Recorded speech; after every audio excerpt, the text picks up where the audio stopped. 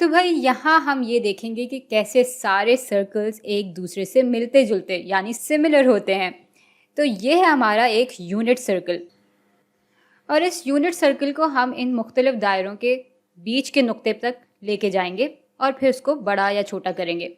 तो जैसे इसको मैंने उठाकर इस पिंक वाले दायरे के बीच में लेके जा रही हूँ ताकि इन दोनों का जो बीच का नुक्ता है वो एक दूसरे के बराबर हो, और इसको फिर मैं बड़ा भी कर रही हूँ। तो ये आ गया यहाँ पर, और ये थोड़ा सा और बड़ा होगा।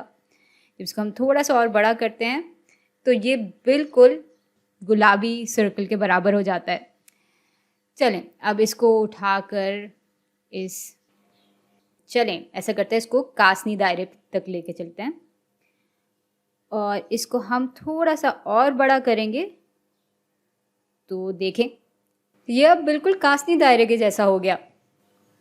तो भाई यूँ अगर हम एक छोटे सर्कल को बड़ा कर और उसके दरमियानी नुक्ता बदल कर दूसरे दायरे में तब्दील कर सकते हैं, तो इसका मतलब है कि ये सारे बिल्कुल एक जैसे हैं, सिमिलर हैं।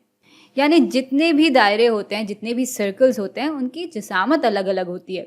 अगर जिसामत में हल्की फुल्की सी तब्दीली लाई जाए तो सारे दायरे बिल्कुल एक जैसे हों, तो सारे दायरे सिमिलर होते हैं।